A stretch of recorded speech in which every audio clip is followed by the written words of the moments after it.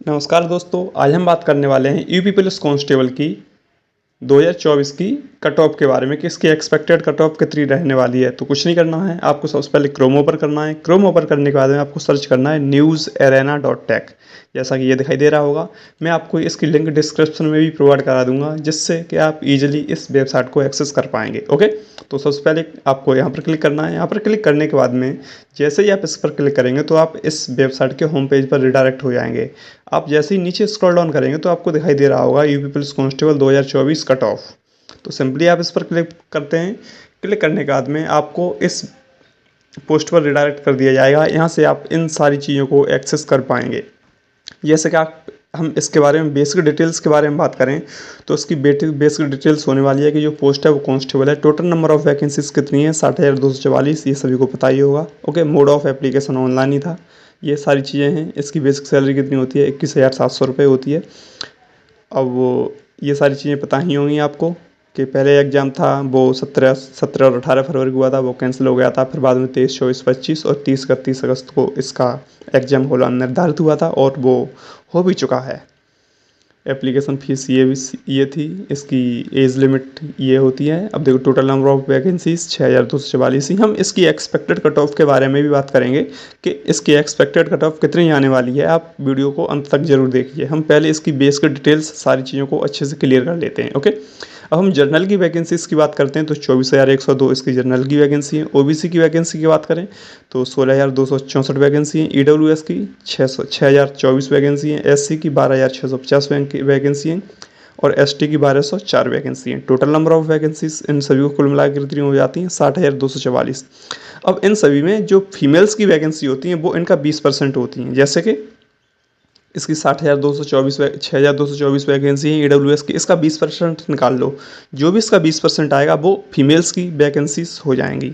अगर हम physical standard के बारे में बात करते हैं तो क्या क्या चाहिए, ये सारी डिटेल्स आप अच्छे से चेक कर पाएंगे। इसको बताने की ज़रूरत नहीं है। देखो, जो रनिंग होती है वो मेल्स के लिए वो 4.8 किलोमीटर होती है 25 मिनट में, और फीमेल्स के लिए कितनी होती है, 2.4 किलोमीटर होती है 14 मिनट में। ओके, ये सारी चीज़ें अच्छे से देख सकते हैं। अब हम अभी की कट ऑफ का अंदाज़ा लगाने के लिए प्रीवियस ईयर की कट ऑफ देखना बहुत ज़रूरी है। तो हम 2018 की कट ऑफ के बारे में बात करें तो 2018 की कट ऑफ जो जर्नल की थी, मेल्स की 225 गई थी और फीमेल्स की 199 गई थी। ओके, अगर हम ओबीसी की बात करें तो ओबीसी की जो कट ऑफ थी वो 216 गई थी और फीमेल्स की कट ऑफ 199.5 गई थी। अगर हम एससी की कट ऑफ के बारे में बात करते हैं तो 127.99 मेल्स की कट ऑफ गई थी और 199 फीमेल्स की कट ऑफ गई थी। ओके, ये सारी चीज़ें अच्छे से देख पा रहे होंगे आप। अब हम बात करते हैं कि 2020 की जो कट ऑफ थी वो कितनी गई थी। देखो, इसमें जनरल की कट ऑफ कितनी गई थी, 185 गई थी। ओबीसी कट ऑफ 172 गई थी। एससी कट ऑफ 145 गई थी और एसटी की कट ऑफ कितनी गई थी, 114 कट ऑफ गई थी। ओके, अब हम इन सभी चीज़ों को ईजिली अगर अच्छे से देखेंगे और बाद में अगर हम एक्सपेक्टेड कट ऑफ 2024 के बारे में बात करते हैं तो क्या संभावना हो सकती है। तो देखो, जर्नल की कट ऑफ है वो एक्सपेक्टेड 188 से 193 तक जा सकती है, जो कि पिछले 185 गई थी, क्योंकि पिछली बार से नंबर ऑफ़ वैकेंसीज भी तो बढ़ी हैं। अगर हम ओबीसी की बात करें तो 173 से 178 जा सकती है।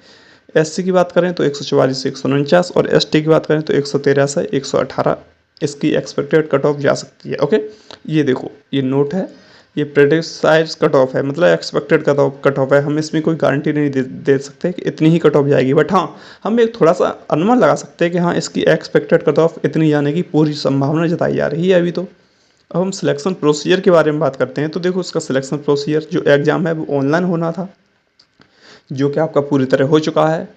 अब इसके बाद में बात आती है फिजिकल एफिशिएंसी टेस्ट की, यानी कि पीईटी की। तो पीईटी होगा, सबसे पहले आपका ऑनलाइन टेस्ट होता है, वो सॉरी ऑफलाइन टेस्ट होता है, फिर पीईटी होता है, फिर फिजिकल मेजरमेंट टेस्ट होता है, आपके चेस्ट वगैरह ये सारी चीज़ें ना भी आती हैं। फिर एक मेडिकल एग्जामिनेशन होता है, और जो भी स्टूडेंट्स इन सभी क्राइटेरियाज को फुलफिल करते हुए यहाँ तक मेडिकल एग्जामिनेशंस तक आ जाते हैं और मेडिकल एग्जाम भी पास कर लेते हैं, उनका एक डॉक्यूमेंट वेरिफिकेशन टेस्ट होता है, जिनसे उन सभी के डॉक्यूमेंट्स वेरीफाई किए जाते हैं कि बच्चे के डॉक्यूमेंट्स सही हैं या गलत हैं।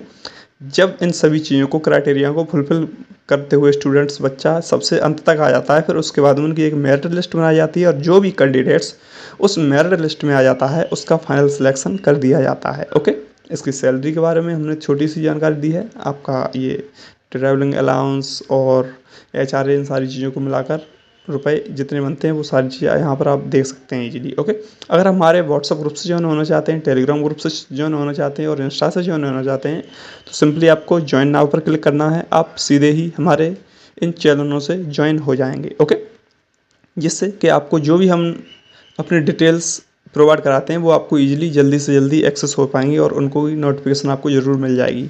इन सभी चीज़ों की लिंक मैं आपको डिस्क्रिप्शन में भी प्रोवाइड करा दूंगा, वीडियो के डिस्क्रिप्शन में भी प्रोवाइड हो जाएगी आपको इन सारी चीज़ों की लिंक, जिससे आप ईजिली इन सभी चीज़ों से ज्वाइन हो सकते हैं और इन सभी चीज़ों को ईजिली एक्सेस कर पाएंगे। तो धन्यवाद, मिलते हैं अगली वीडियो में, तब तक के लिए बाय। आप अपना ध्यान रखिएगा, बाय।